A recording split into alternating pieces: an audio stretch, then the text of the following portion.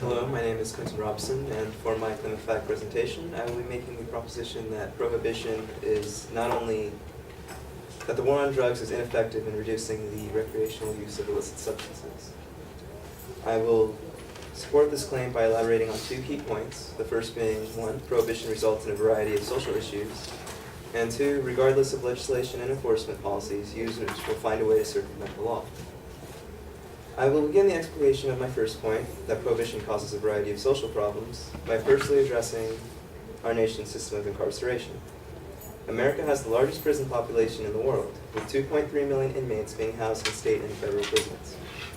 Over 500,000 of these inmates are in for drug-related offenses. Approximately 16% of people in state prison and 18% of people in federal prison reported committing their crimes to obtain money for drugs. According to the Department of Justice, at the end of 2011, there were 3,971,319 adults on probation, 25% of which is around 993,000, were drug offenders. Because our system places low emphasis on rehabilitation, many of these people will fall prey to recidivism and perpetuate the trend of filling our already packed prisons. Another way in which prohibition results in social problems is by fueling organized crime. Traffickers are reaping massive profits. In 2011, the United Nations Office on Drug Crime estimated that drug trafficking generates $350 billion a year.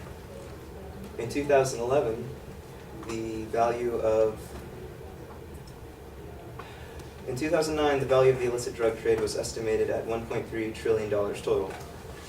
Prohibition also fuels political corruption, most notably in smaller developing countries such as Colombia and countries such as Mexico. The UN estimates that $40 billion is lost through corruption in developing countries every year, undermining elections, the rights and safety of the people, and the development of said countries. The FBI reports that there are around 400 and 600 drug-related murders a year in the United States between the years 2007 and 2011.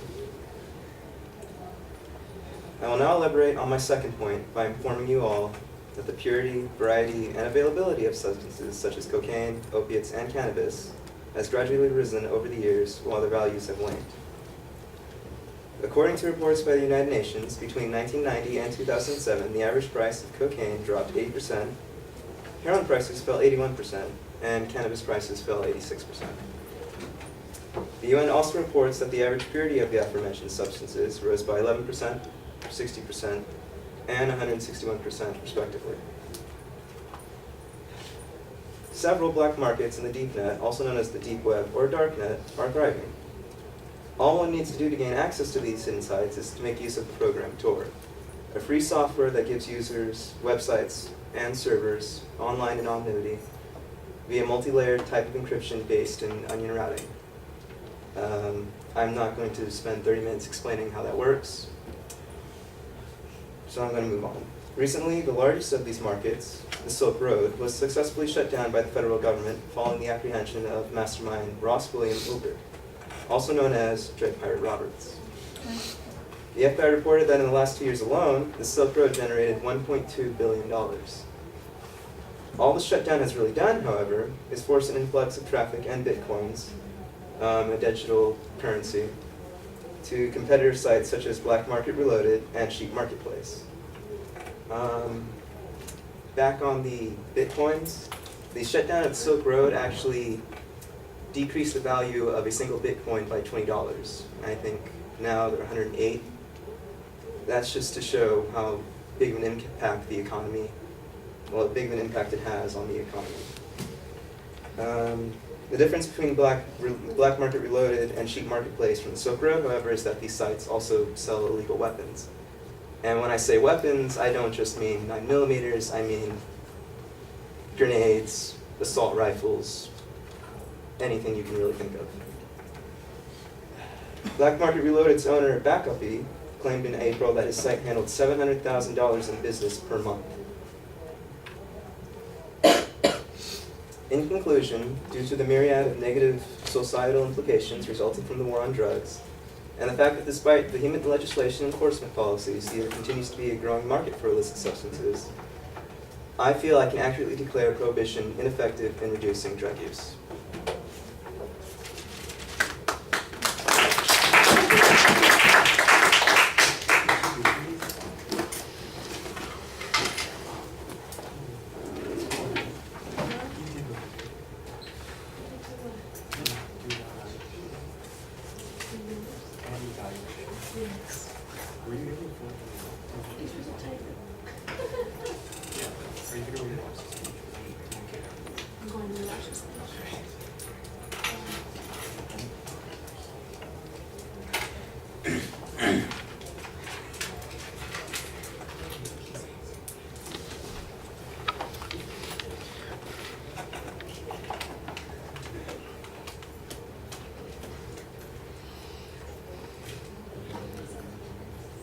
All right. You do state your proposition, and the argument is basically that there's not really going to be, that there is no impact of the laws or minimal impact of the laws on use. And your argument pretty much has to do with availability issues and problems that result from people utilizing these streams. Everything on the first point, where you're talking about corruption that's going on, and you're talking about the power of drug traffickers in different countries, for instance, that might all be relevant to a different argument. I don't understand how it addresses the issue of whether or not there is less use as a consequence of drug interdiction. There might be an argument here, for instance, that drug interdiction creates these problems. I think that's the claim that you're actually making, but that's not the statement that you started off with as your proposition. The second point is much more relevant to the issue that you're talking about, and that is that there doesn't seem to be a lot of impact based on the enforcement on the availability of drugs in these online chains or drug caravans or whatever you call them. The explanation of the Bitcoin is not all that clear to me. I'm still trying to figure out how this works in this electronic economy, because I know that somebody is not paying for virtual drugs online and then they're having their avatar get high using that. So there's got to be, somebody is growing a product or manufacturing a product, and somebody is using that product, somebody's delivering that product, which means that there ought to be some numbers here. And here's the thing that I think is missing from both of the supporting points that is, kind of the elephant in the room. There's no information about what the total amount of drug use is and whether or not it's related to any interdiction efforts. So I don't get any statistic about what percentage of the population uses drugs, how that is increased over time or decreased over time, how it is consistent or inconsistent with actions taken by authorities to control drug use or discourage it. And that seems to be the stuff that would be relevant to the main proposition. Now, if you wanted to make an argument about whether or not legalization would reduce some of these other problems, I think that there's a potential argument to make there. But if the argument is simply that it's unsuccessful in reducing the use of illicit substances, if you don't tell us what the use levels are, it's awfully hard to measure that, and I think that's problematic. Okay, thank you.